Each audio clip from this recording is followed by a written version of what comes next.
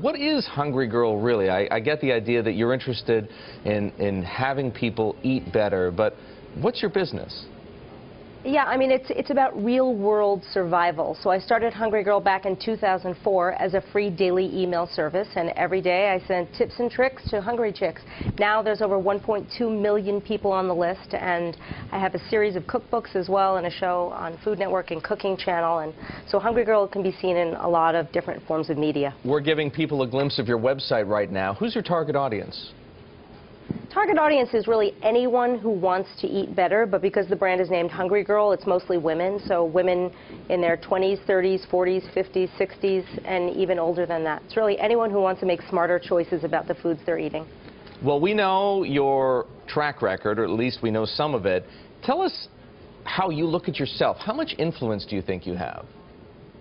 I mean, I think I have a fair amount of influence because the Hungry Girl brand has become a brand that people trust. They know if I write about a product that's going to taste good, it's going to be a better choice, and there are masses of people who love to talk to each other and their friends about the products that I mention, so, you know, that the reach is pretty tremendous. Consumers, as we all know, are bombarded. They're bombarded with food company marketing. They're also bombarded with advice on eating, whether it be the Atkins diet, the paleo diet, the South Beach diet, I could go on. What's your secret to being heard above that crowd? Well, I mean, the truth is, it's really not about a fad. There's no magic bullet, and that's precisely why I started the Hungry Girl brand. It's about reality, and you have to find something you can live with forever. So if you make small changes and swaps along the way, you're going to be better off in the long run. So I don't really believe in fad diets. I think they come in, they go out, and they don't really help people for the long haul. Lisa, let's talk about brands. Are there any brands that you, as an advocate of healthy eating, like, that brands that, or companies for that matter, that you think are making a real contribution?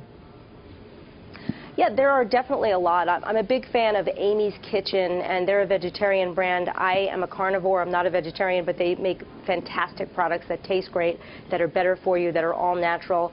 Also, an up-and-comer, Laura's, from Laura's Lean Beef.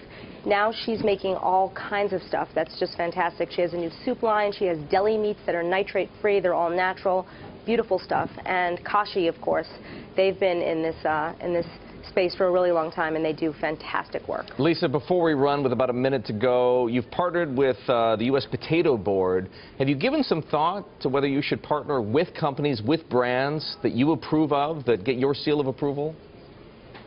Yeah, I mean, I love to partner with brands that I like, and that's why people trust my brand, because I would never just accept money from a brand that I didn't use, that I didn't think was doing fantastic work. And I love that partnership with the Potato Board. They're great. I mean, I think potatoes are actually underrated. People think of them as a food that you can't enjoy if you're watching your weight, but you absolutely can. They're very, very satisfying. And, you know, if you don't eat a huge potato, they don't have a lot of calories. Okay, so here, we've got about 40 seconds. What's the one healthy way to enjoy the potato then?